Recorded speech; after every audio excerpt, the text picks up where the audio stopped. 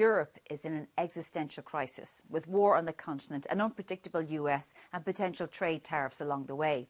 For the Europe Conversation, I catch up with former head of the WTO, Pascal Lamy. He says the EU should negotiate rather than retaliate, but with a gun in its pocket. Pascal Lamy, thank you very much for joining us on the Europe Conversation. I'm going to start with you to ask you about, your impression of the world we're in now. Now that Donald Trump is back in the White House, that there seems to be a backlash against globalisation, against free trade, against basic policies, in relation to civil rights and so on. How do you feel the world is right now? It's in bad shape, and in a much worse shape than the world I've been living with and working with for many years of my life.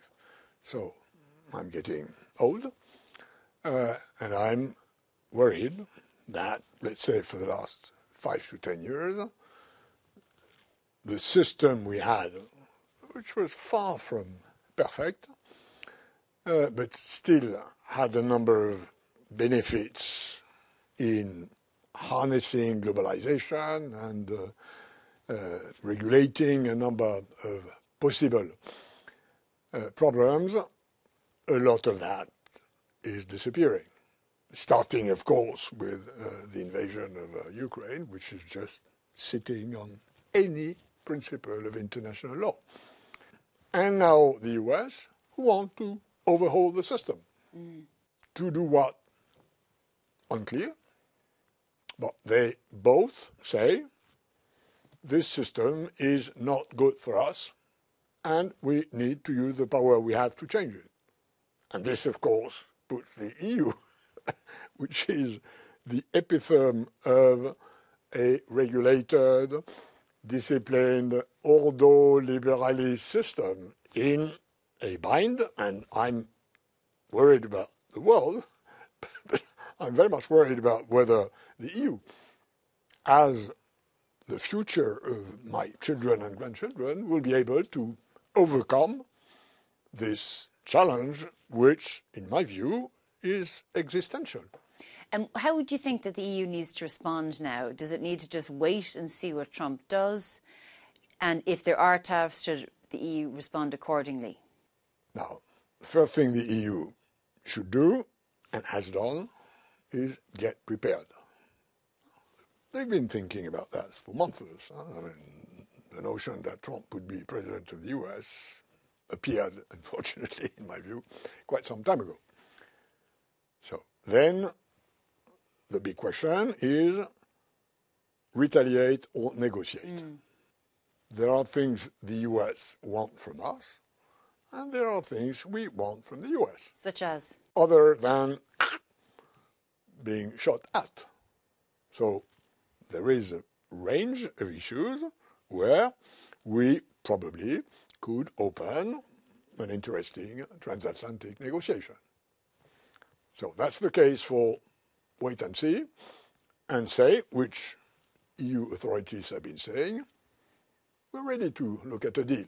So what kind of deals, what are you talking about specifically that we would negotiate with, that we have, in our armament?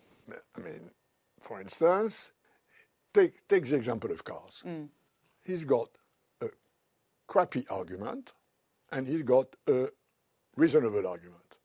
The crappy argument is, Angela, there are plenty of Mercedes in New York, 0 Chevron in Berlin. This is a problem.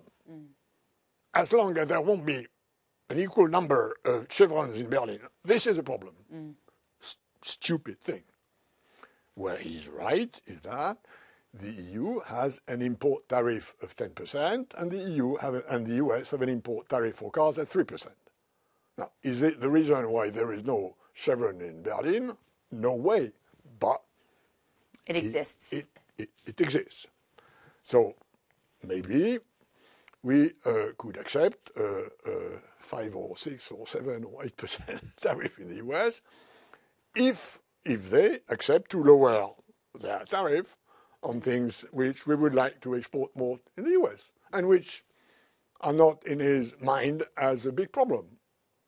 Or maybe we could negotiate that against something to be done in NATO that the US don't want to do, but that we want to do. So there are plenty of things. Now, of course, and that's my experience of negotiating with the US and China and other big shots when I was in this business, you should do that with a gun in your pocket. If you negotiate with the mafia, you may have to, but you need a gun in your pocket. You need to show your strength and say, ready to deal. But if the deal does not work, if you believe you will debalance the deal just because you are threatening us, we have the means to retaliate, which is true because we have a large market and US exporters of a number of products will have problems if we retaliate. Where did it all go wrong? I mean, do you understand the backlash against globalization? I've always said, and you and others always heard me saying, that a globalization is here to stay, not least because 3/4 at least of the people of this planet like globalization because they see it as a better future for them because they are poor. And second, so it's here to stay, but in a different shape. But the world will not deglobalize. Now, what I've always said is globalization is efficient and painful, and it is efficient because it is painful, and it is painful because it is efficient. If I do something better than you do, and you do something better than I do, it's a win-win. And speaking of shocks from outside, you have Elon Musk, who's basically in the White House now, saying that he's interfering in UK politics, but also German politics. Do you think European politics can stay the course to protect itself? I mean, we have to. At the end of the day, we've mentioned the environment, we've mentioned trade, at the end of the day, what matters is values. And are those values being diminished? They are European values. But are they being diminished by the rise to the right? Of course they have been diminished. I mean, democracy has receded by, let's say, 15 or 20% for the last 20 years. The biggest danger, when I discuss with my American friends who don't like Trump, and I have more of that in my sample, understandably, European Social Democrats are flabbergasted at Trump, although we try to understand. What they tell me is that the real danger is if the roots of American democracy are rotten.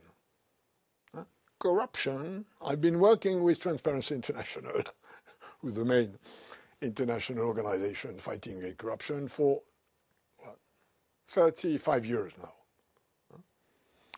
Corruption is a terrible destruction of democracy. Just before I let you go, the Mercosur trade deal, which has been sort of on the table for decades pretty much, your own country, France, is really dead against it. So are other countries, but France is really leading the charge. What do you think France should do in relation to Mercosur? Can you understand the French farmers and agricultural industry? Yeah. I mean, I can understand part of why French farmers are unhappy. And I do understand why they are unhappy. But what I know is that the reasons they have to be unhappy has nothing to do with Europe or Mercosur. They have to do with the way the French have handled the common agricultural policy within France. So for the French farmers who are angry, and I can understand why some of them are angry, not all. Some of them are doing pretty well. But like the smaller farmers are angry. The smaller farmers have good reason to be angry, but it's not because of Europe. Europe has always had them. It's not because of Mercosur. It's because of the way the French have interpreted, translated, implemented a number of, for instance, precautionary regulation coming from Brussels. So the Mercosur plays the role of a scapegoat. But, I mean, it's not just the French farmers. Farmers across Europe would say that they are producing to a particularly high standard, Yeah. but then what they'll have to endure is beef and agricultural products coming into their market that is produced at a much lower standard, so This therefore is wrong. cheaper. Okay. This is wrong. There is no chicken that enters the EU market if this chicken does not follow the same regulatory phytosanitary standards as the one which are implemented in Europe.